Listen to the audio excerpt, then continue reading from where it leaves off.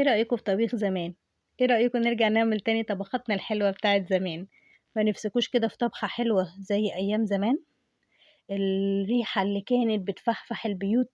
اللي كانت بتحسس الناس بالدفا، والّا خلاص إحنا عايشين في النواشف بقى وخدنا عليها؟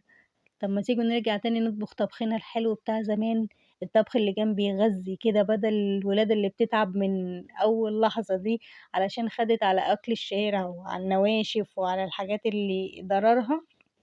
أكتر كتير من نفعها. إحنا بقى نرجع نعمل طبخاتنا الحلوة بتاعة زمان. هنا حطيت حتة زبدة بلدي سيّحتها ونزلت عليها بقى بإيه، ببصلاية مفرومة.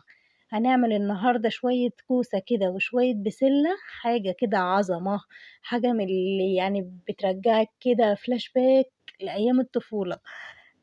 زمان كان يوم الطبيخ ده يوم عالمي. اليوم اللي كنا بنطبخ فيه ده أو الناس كانت بتطبخ فيه، ده كان بيبقى يوم مثلًا الخميس، اليوم العالمي بقى بتاعنا، اللي تلاقي ريحة البيت كلّه تحسّسِك بالدفا كده. كانت حياة جميلة وكانت حياة بسيطة، وكانت الناس ساعات كمان والله بتطبخ من غير أي لحوم، وكانت الحياة مليانة بركة وحلوة وهادية. لكن دلوقتي للأسف يعني ما أعرفش هو العيب مننا والّا العيب من الزمن، إن إحنا يعني أخّدنا الولاد إن لازم يوميًا يكون في لحوم وفراخ، ولو ما فيش ما ياكلوش، ولازم البانيه ده على طول والnuggets يعني أنا أعرف ناس اللي هو أنا لو ما كانش معايا كنت باعمل بانيه ومكرونة، فالولاد خدوا إن إيه، إن ده العادي وده أقل وجبة ممكن تتعمل أو ممكن اليوم يمشي بيها هي البانيه والمكرونة. يعني أنا ولادي أهو الناس ما بيحبوش الخضار خالص أو لو عملت خضار ما ياكلوهوش بسبب كده، بسبب إن إحنا أخدناهم أكتر على النواشف بقى المكرونة البشاميل، المكرونة بالصلصة معاها بانيه، البفتيك، الناجتس، الحاجات دي، فما بقوش عندهم أي ميول للخضار ولا للطبيخ، عشان كده معظم المناعة بتاعة الولاد في الأرض، فنرجع بقى نرجّعهم لأيام زمان وللي إحنا اتربينا عليه. هنا أنا شوّحت البصلاية والبصلاية خلاص بدأت تصفر أهي. أنا طبعًا إحنا عملنا لحمة، فإحنا هنعمل لحمة لازم نعمل إيه، لازم نعمل شوربة، فأنا سلقت اللحمة بتاعتي يعني 3/4 سِوَى كده وقُلت تكمّل سِوَاها في الطبيخ، هاخد نُصّها أحطّه في البسلة ونُصّها هاحطّه في إيه، في الكوسة. هنا أنا حطيت اللحمة أهي، دي حلة البسلة، هابدأ إن أنا أدّيها تشويحة كده مع البصل علشان ياخد من طعم اللحمة.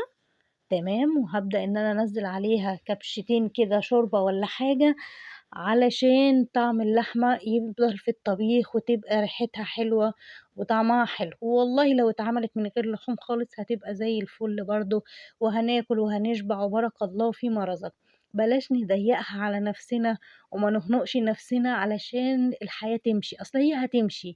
اتخنقتِ، فرحتِ، سلمتيها لله هتمشي، هتمشي. فإحنا نمشّيها بالرضا بدل ما نمشّيها بالنكد، علشان إيه، إحنا اللي هنتأثّر وإحنا اللي ضغطنا بيوطى، ضغطنا بيعلى، ييجي لنا لا قدّر الله حاجة وِحشة، فعلى إيه، نمشّيها بسلاسة وخلاص، عندِك لحمة اطبخي عليها، ما عندكيش لحمة وعندِك خضار اطبخي عليه مع شوية رُز وعلّمي الولاد إن هو ده الموجود، زي ما كانوا أهالينا بيعملوا زمان. دي الصلصة بتاعتي نزلت بيها على الطبيخ، دي بقى حلة الكوسة هاعملها بنفس المواصفات بتاعة البسلة بالضبط. تمام، أنا هنا بعد ما اتشوّحت اللحمة معايا، حطيت عليها الصلصة لغاية لمّا تتسبِّك، مش هانزّل عليها أي توابل ولا أي حاجة خالص، والكوسة بتاعتي نفس اللحمة نفس البسلة بالضبط، شوّحت البصلاية وحطيت برضه الصلصة واللحمة زي ما عملت في البسلة بالضبط. هنا بقى لمّا اتسبِّكت الصلصة بتاعتي خالص، هابدأ إن أنا بقى إيه، أشوف الأول محتاجة أزوّدها مَيّة والّا مش محتاجة، بس مش هاقول دلوقتي غير لمّا أنزّل الخضار، والخضار ينزّل مَيّته، وساعتها نشوف إذا كنا محتاجين نزوّد والّا مش محتاجين. أنا ما كانش عندي بسلة لإن خلاص بقى بافضّي الdeep freezer عشان بقى تفريزات رمضان كل سنة وأنتم طيبين، فاشتريت كيس من الجاهزة ده من السوبر ماركت، وبصراحة ما كانتش وحشة إلى حدٍ ما كانت حلوة، طبعًا مش زي اللي إحنا بنعملها بإيدينا في البيت، بس كانت برضه مش وحشة. البسلة كانت خضرا وحلوة، والجزر برضه ما كانش دبلان ولا حاجة، كانت حلوة أوي. بس هاسيبها بقى هنا أهوّة تفُك معايا، أنا طبعًا هُم كاتبين على الكيس إن هي لازم تنزل مجمدة ما تفُكِّهاش، فأنا هاسيبها تفُك معايا في الصلصة، ومش هازوّد أي شوربة ولا أي حاجة خالص لغاية لمّا أشوف لمّا الخضار يغلي كده غلوتين، محتاج أزوّد والّا مش محتاج، لقيته محتاج حابة أزوّده مَيّة ماشي، حابة أزوّده شوربة ماشي، اللي أنتِ حاباه، لقيتيه مش محتاج بلاش، علشان ما يبقاش خفيف كده والصلصة تبقى مايعة كده وخفيفة وما يبقاش ليها طعم، فخلّيها كده أحسن، وما تنسوش ترشوا رشة سكر علشان ما تبقاش حمضية وتحتفظ بالحديد بتاعها، نفس الكلام هاعمله برضه مع الكوسة، بس أنا حاسة إن التسبيكة بتاعة الكوسة اتسبِّكت أوي، فهنا هتحتاج إن أنا أحُط عليها شوية مَيّة، تمام، أنا هانزّل الكوسة وهاضيف عليها شوية مَيّة علشان تخِف شوية وما تبقاش ناشفة كده معايا، تبقى juicy وطعمها حلو وملحلحة كده زي ما كانوا بيقولوا لنا زمان لحلحي صلصة الخضار كده علشان تبقى إيه، تبقى حلوة. بسم الله الرحمن الرحيم، نضيف عليها شوية مَيّة. تمام، هاقلّبها بقى وهابدأ إن أنا أغطّيها خالص لغاية لمّا تدخل في السِوَى، ما نحطّش ملح عشان لو اللحمة ما كانتش استوت كويس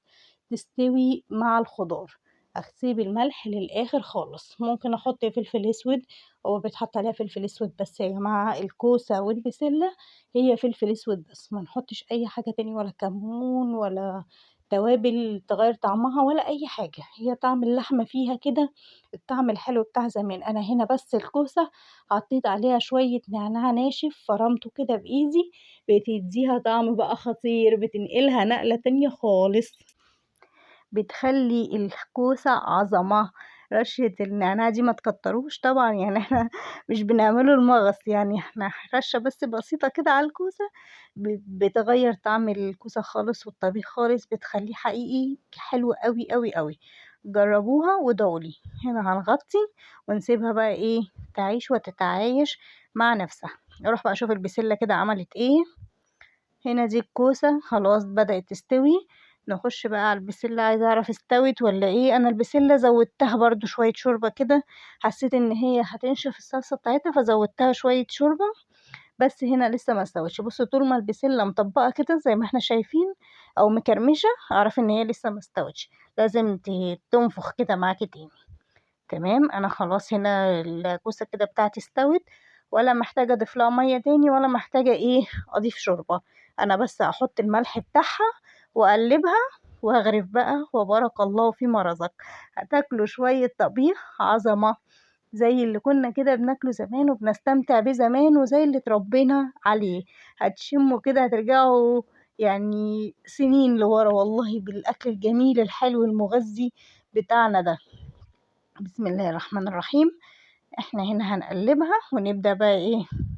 ندخل في مرحلة الغرف، حابة تعملي أكل بقى يكفّي كام يوم اعملي، حابة تعملي الوجبة بوجبتها اعملي، أنا بصراحة يعني في الطبيخ بالذات ما باحبوش يبات، يعني باحب إن أنا أعمله أول بأول، هنا خلاص البسلة بتاعتي برضه خلاص بُصّوا كلّها اتنفخت إزاي وبقلظت كده، خلاص كده يبقى البسلة بتاعتي استوت، هاحط برضه الملح بتاعها وأطفي عليها ونسمّي الله بقى ونروح نتغدى. بُصّوا ما شاء الله شكل الطبيخ عامل إزاي، حاجة تفرح والله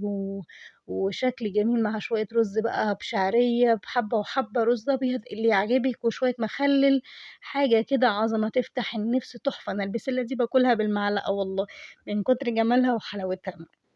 يا رب الوصفة تكون عجبتكم وتسيبوا لي دعوة حلوة كده في الكومنتات وتشجعوني، ويا رب أكون عند حُسن ظنكم، واستنوا حلقات رمضان إن شاء الله، ما تنسوش المتابعة، وكل سنة وأنتم طيبين.